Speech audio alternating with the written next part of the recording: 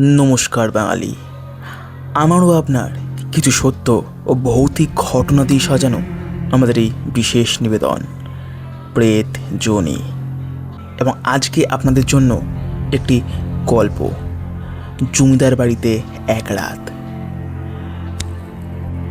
গল্প পাঠে আমি রাজ এবং অন্যান্য চরিত্রে তন্ময় মণ্ডল। শুরু হচ্ছে আজকের গল্প, জমিদার বাড়িতে এক রাত।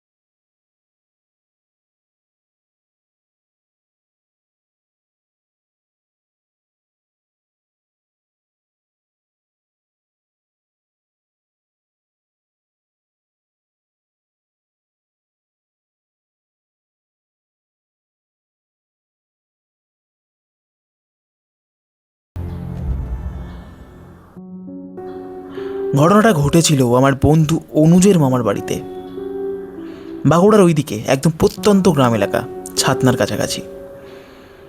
ওখানকার জঙ্গলমহল অঞ্চলের পুরনো জমিদার বাড়ি।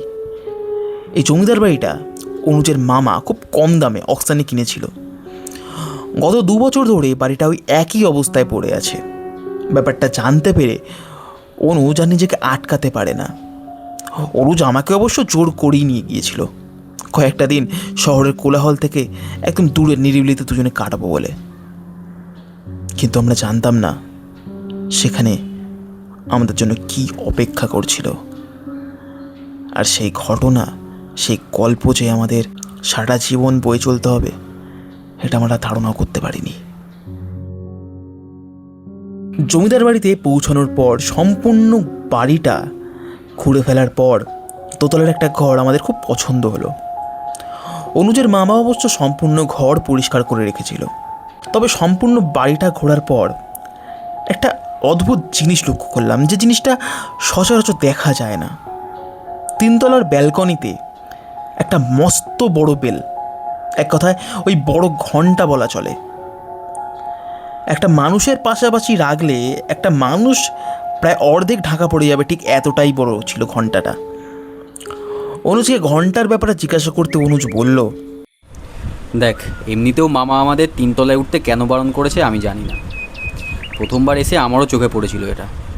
মামাকে জিজ্ঞাসা করতে মামা বলেছিল এই জমিদার বাড়ি ছিল নাকি জমিদার বল্লভ কুমার চক্রবর্তীর। তিনি একবার জাপানে ঘুরতে গিয়েছিলেন এবং জাপানে এই বেলটি গুড ভাইবসের চিহ্ন। মানে ওখানকার মানুষ এই বেলটিকে খুবই পবিত্র মনে করে। তাই জমিদার বল্লভ কুমার জাপান থেকে এই বেলটি নিয়ে আসে ভারতবর্ষে এবং স্থাপন করে জমিদার বাড়ির একদম 3তলার ব্যালকনির সামনে। তবে আরও একটা জিনিস আছে, জানিস তো? কি? মামা বারবার বলে দিয়েছিল যে এই ঘন্টার আশেপাশে যেন না থাকে। এই ঘন্টা যদি এতটাই পবিত্র হয় তাহলে হাত দিতে বারণ করেছে কেন? হাত কেন দিতে বারণ করেছে আমি জানি না। তবে এই জমিদার বাড়ির বন্ধ হয়ে যাওয়ার পেছনে শুনেছি নাকি এই অভিশপ্ত ঘন্টাটাই। ছাড়, বাদ দে, তুই চল এখান থেকে। সেই দিন ছিল ভাদ্র মাসে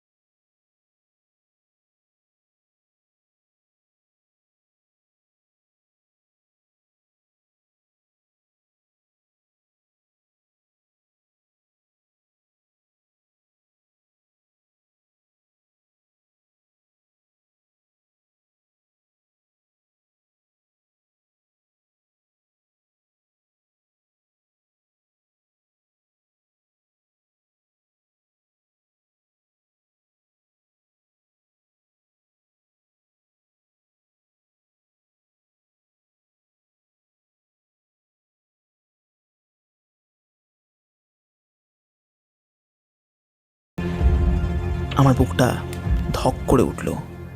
বারান্দা থেকে 3 তলা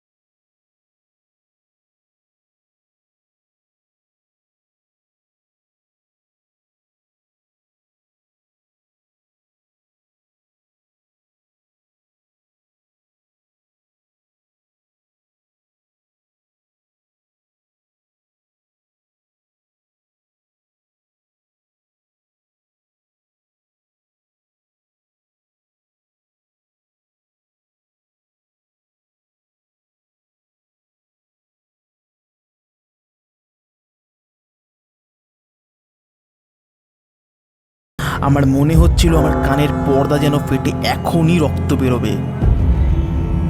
আমি মাটিতে বসে পড়লাম, 2 কানে হাত চেপে ধরলাম। চারপাশে চুনকাম খসে পড়ার প্রাচীন দেওয়ালগুলো যেন কাঁপছিল। সেই ঢং ঢং শব্দ, আর তার সাথে ভেসে এলো সেই মৃতদেহর কান ফাটা চিৎকার।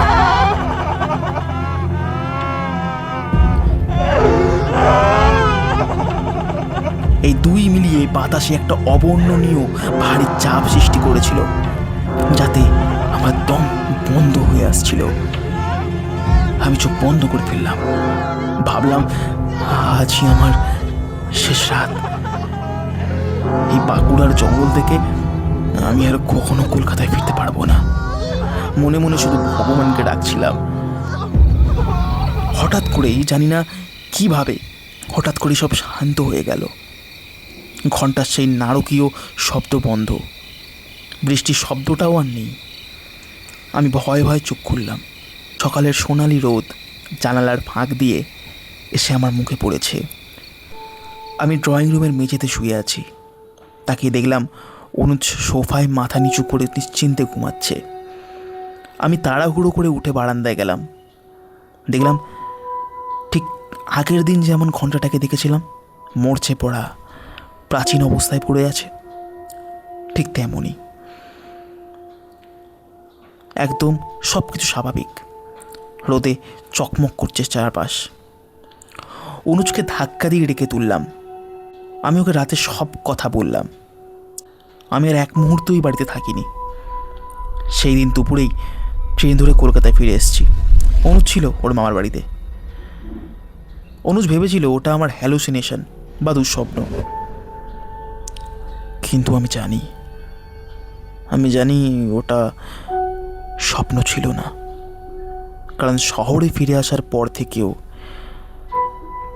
প্রতি অমাবস্যার রাতে ঠিক রাত 2টোয় আমার ফ্ল্যাটের সিলিং থেকে আমি সেই শব্দটা শুনতে পাই। আজকেও তো অমাবস্যা।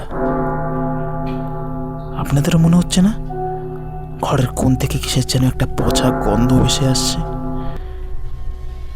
আপনারা তো শুনতে পাচ্ছেন ওই অভিশপ্ত ঘন্টার আওয়াজ।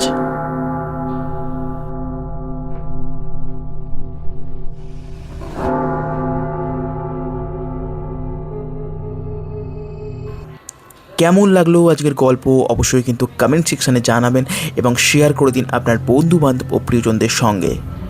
এরকম আরও একটি নতুন গল্প নিয়ে হাজির হব আপনাদের সামনে, তাই সাথে থাকুন এবং আজকের জন্য এতটাই। শুভরাত্রি।